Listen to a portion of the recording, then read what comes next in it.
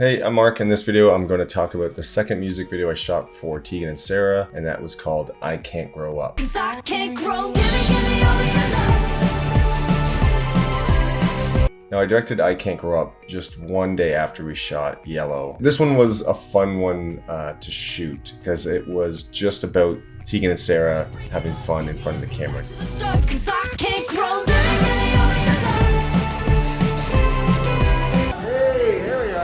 So the song I Can't Grow Up is just like one syllable words. The song has a similar kind of pattern to it.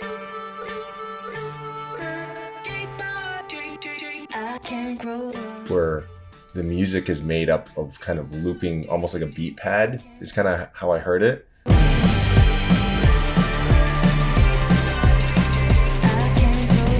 So rather than do like a formal pitch deck, which a lot of directors do, in a PDF format and with pretty images and all that stuff, I kind of started to work in Milanote. So this is what I basically sent them. They sent me this music video, Modernette's Barbara, as a reference to what they liked. I kind of tried to let that reference just sink in. But for me, where the idea started, as I mentioned, was on a beat machine. So I'll just kind of reference what I said. As you know, the song opens with a very cool beat pad effect, but instead of beat sounds, the vocals are being chopped up and looped. It made me immediately think of matching this effect visually. Originally, it wasn't going to be in just one room. In the end, I really simplified like crazy and went with a similar style that my main reference was. I thought I saw a man brought to life. Natalie Imbruglia's Torn. Which essentially is just a locked off shot, and Natalie Imbruglia is just in various distances away from the camera. One reference as well was Hardest Button to Button. Each beat has a cut. So it's really cool, really visual. So what I did is I took the Natalie Imbruglia's Torn video and made kind of a text edit and visual reference. So I can check that out right now. This is it here. I can't grow up. I can't grow up. So you can see each time a new sound is introduced, it's a different visual of where that person is in space. And then when that sound is repeated, that person goes back to the place where they originally were when that sound was made. I won't go through my exact text edit now, but I have the song play out and text on screen so you can follow along to read what I'm seeing in my mind exactly as you're listening to the song.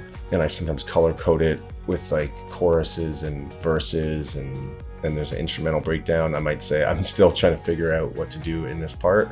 Maybe I can touch on this right now, but there's a section where they sing Boomerang. Boomerang, taking my head off a hitman. Taking my last breath, sinking fangs. So Boomerang is something that goes out and comes back to where it started. So I was like, ooh, this would be a really cool opportunity by having two singers to have one be singing forwards while one is singing in reverse, and then reverse that so that the other one's now singing forwards while the other one's singing in reverse, and then make it so they're both simultaneously singing together. So that was the challenge, and I made a little test edit example of that, and I'll see it right here. Boomerang, taking my head off a hitman, taking my last breath, sinking fangs into my throat, you're a hangman, killing my hope, oh, a boomerang. So that was kind of much more difficult than it seems. You'd think it'd be really simple to kind of figure out what to do. So showing the band, showing Tegan and Sara this visually helps them buy in and agree to do something that's a bit more complicated. The other part is a location option. The one that we landed on is called the Ironworks.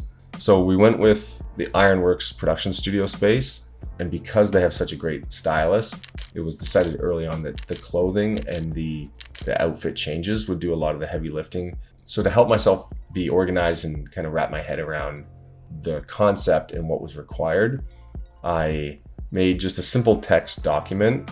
So I just color coded the lyrics and essentially the different shots that I would need.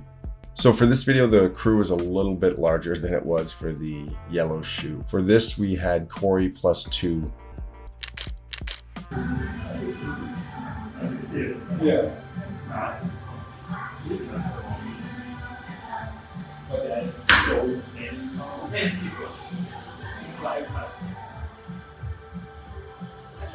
So on a technical side, I've shot a lot of these music videos on my FX3, which I'm shooting this YouTube video on right now. And it's been an amazing camera for me as like a kind of run and gun director and DP. It has amazing autofocus, image quality is great, it's small, it's compact, I fit in my backpack. And it was definitely a, not a difficult edit, but it's all about the edit. Get me under your spell. Why does it turn you up? Put me back under the shelf.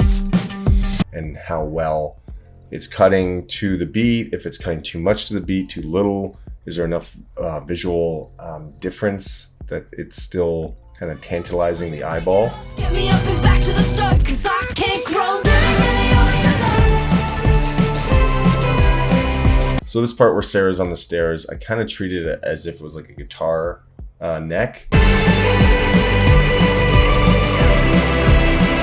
As you can see, the lead up to the boomerang part, I had them stand various positions as they came towards camera.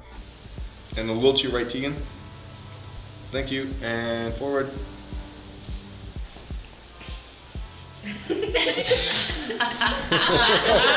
Here's the boomerang part. Boomerang. So on the left is Sarah, she's singing forwards while Tegan is in reverse. And I had her drop her jacket so that when it flips back around, it could come back onto her body. A boomerang. So the boomerang part is where we loop. We're back at the beginning, we're back at the start. Into my throat, you're a hangman. How do I know when it's time to let go? That was hard to do the math and figure that one out, but I'm pleased with that final execution of that. And I hope that other nerdy filmmaker people like myself would have been had I watched this growing up. The other thing maybe to note in this video, because it's a locked off shot, there are times where I cut out parts of the frame and put Sarah in somewhere where maybe she wasn't, to put them in the same shot together, like this right here. They're not actually in the same frame together, those were shot separately. But I'm like, oh, that's kind of cool and dynamic. So then I just rotoed Sarah to have Tegan fall behind her. So yeah, I did little tricky things like that.